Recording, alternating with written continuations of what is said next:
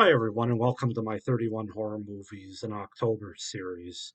So, we are on to day four, and today we are going to take a look at Scary Stories to Tell in the Dark from 2019. So, a really recent horror film. So, yeah, it's the first time I've seen this movie. I actually thought it was a horror anthology originally. I had it in with my horror anthology movies, which I guess you could stretch and say it kind of is. It's based on a series of books, so in a sense, they took some stories from a different series of books, anthology of books that this is based on. But really, the movie itself isn't a horror anthology. It's a horror movie that has stories from the books that they use with inside this movie. So anyway, I know a lot of people grew up reading the books. I've never read any of the books, Scary Stories to Tell in the Dark. So I know for a lot of people, there's nostalgia factor here when it comes to the movie because they grew up with the books and they read the books. And but I'll be reviewing this based on just watching this movie and not really knowing much about the books, other than I've heard from people that they're pretty spot on with the character designs or the monster designs, I should say, from in the movie from the books, the original illustrations, and that you know, so there's some carryover there, but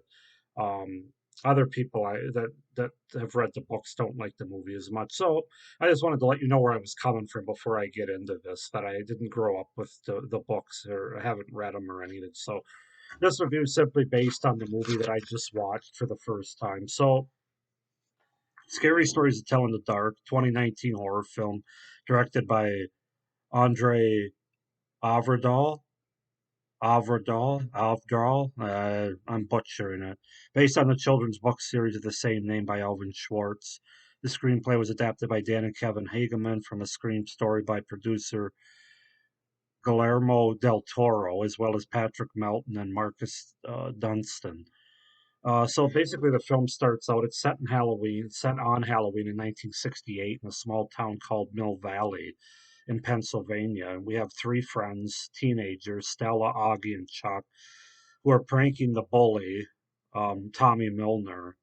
So then the bully and his gang basically chase them into like a drive-in movie theater where they hide in the car of Ramon, a young drifter, and then they invite Ramon to explore a local haunted house that once belonged to the wealthy Bellows family, who helped to found Mill Valley.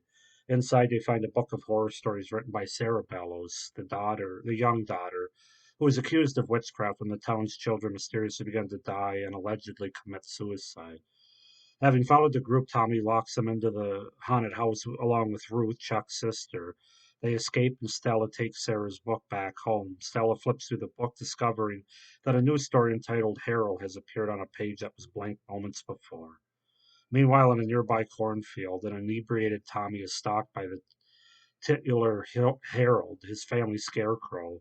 After it comes to life, the creature stabs him with a pitchfork, causing Tommy to vomit hay and undergo a violent transformation. Tommy is later reported missing. Stella and Ramon find Harold dressed in Tommy's clothes. Stella is convinced that Tommy has been turned into a scarecrow. So that's basically the setup and the premise, like the first 20, 30 minutes of the movie. Cast wise, we have Zoe Colletti as Stella Nicholas. Michael Garza as Ramon Morales, Gabriel Rush as August Augie Hildebrand, Austin Zajur as Charles Chuck Steinberg, Natalie Ganzorn as Ruthie Steinberg, Austin Abrams as Tommy Milner, Kathleen Pollard as Sarah Bellows, and Gil Bellows as Police Chief Turner.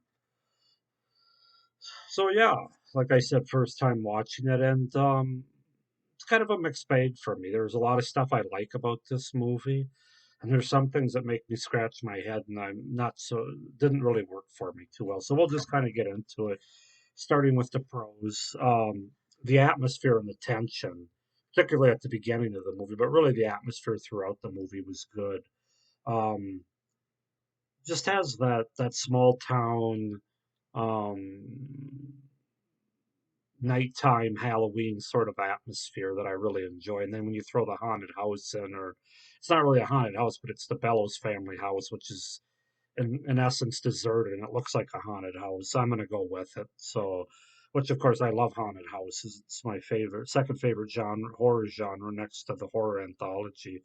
But yeah, it's just great tension as well, especially with the scarecrow coming to life and stalking the young guy. And it's also an interesting story with the Sarah Bellows angle where they take it. Um,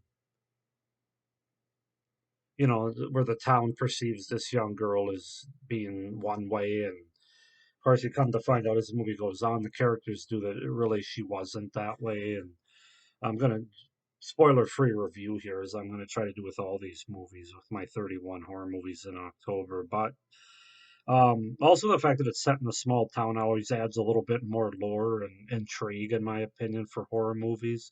I like the period piece of the movie set in the late '60s with the references they use, like the drive-ins and President Nixon, the Vietnam draft, and the war. It's something that adults or older people can kind of relate to in the movie. A movie that's kind of set up more for younger people. We'll get into that a little bit more later. A good design and look of the monsters, especially the scarecrow. That's what I've heard from people that have read the books. From the illustrations, they do a good job there. Good Halloween vibes and atmosphere. Obviously, the first half hour of the movie actually takes place on Halloween in 1968. So obviously, it's a really good movie to watch during the month of October. It's got those Halloween October vibes going on. So even though I didn't know much about it, I knew that it had part of Halloween involved with it. So it definitely has that and good atmosphere with Halloween. Um, the acting is pretty decent, I think, in this movie, especially for young actors. I think Zoe Colletti did a good job as Stella, and she's probably got the most to do, kind of the main character that we sort of see the movie through. Her teen friends I thought were fine. The only exception would probably be the bully, which we'll get into with my cons. But yeah, my favorite scenes of the movie are pretty much at the beginning, the haunted house scene where they go in and find the book and take it when they're in the house. Just the tension and atmosphere there, and then of course when the scarecrow comes to life in the field, that's really good stuff there too. So basically, my two favorite scenes take place in the first half hour of the movie. The movie also looks good. It's got really good cinematography overall. So yeah, those are my pros. There's a lot of things going for it. Like I said, it's an easy watch around Halloween. It really is. Getting into some of the things that didn't work for me, the cons, I guess. Not really sure who this movie was made for. I don't know if they are either, the people that made it, because kids, teens, adults. I have a question mark. Can't really say kids if you're talking 7, 8 year old, because even though there's no blood or gore in the movie, some of the scenes are quite frightening, especially with the monsters revealed and stuff. So, but at the same time, it can't really be for adults because, and also for kids because you have those 60 references, which kids that age aren't going to get anything out of that or know anything about it. But for adults, it's told through a kid's narrative, like a teenager's adolescent narrative. So that really doesn't work with the dialogue and everything. It's probably best suited for teens or preteens. I would say 11 to 16 would probably the best age group that would enjoy this kind of movie, I would think. But anyway, the movie, to me, it feels like it's trying to be all things to all people, and that just doesn't entirely work because of that. There is some bad CGI in this movie, particularly when it relates to one of the monsters towards the end of the movie, who's known as the Jangly Man. I'll just leave it at that. But if you watch the movie, you'll see what I'm talking about. Terrible CGI.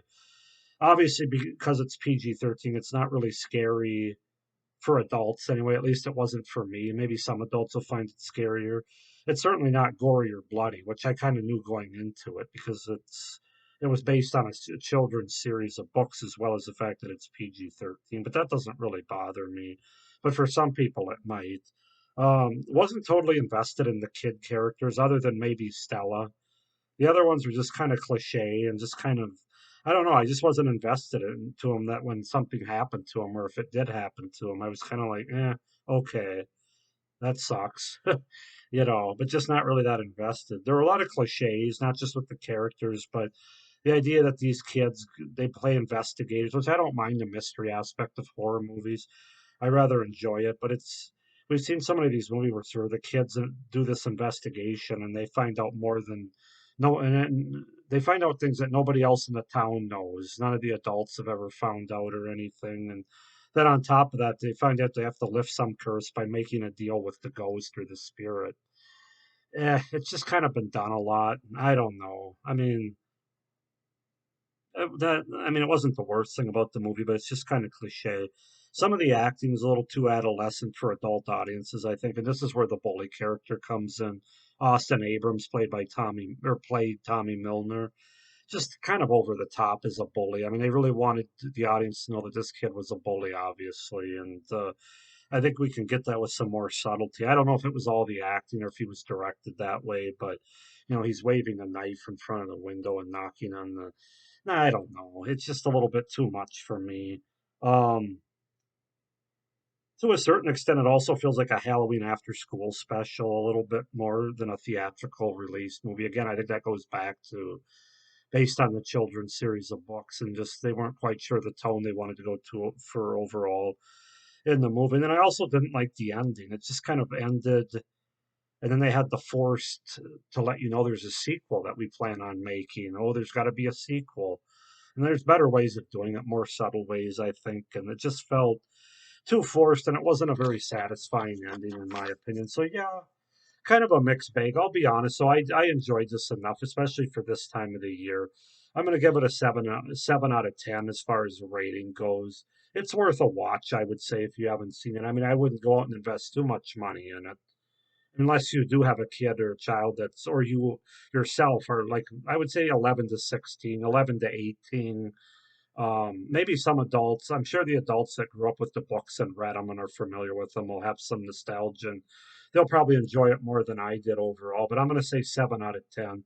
Go ahead and comment down below what you guys think of Scary Stories to Tell in the Dark, the movie from 2019. How you think they did compared to the books if you've read them. Give me your pros and cons. Am I being too hard on this movie? All those fun things. Go ahead and like this video and hit the little notification bell for future videos when they drop so you'll know. Subscribe to my channel to see the rest of my 31 series for October and to see future movie reviews as well as a certain television show review that I'll be doing in November. Uh, Pretty famous television show. So, but that's it for this video. Thank you for watching and stay scared. Bye.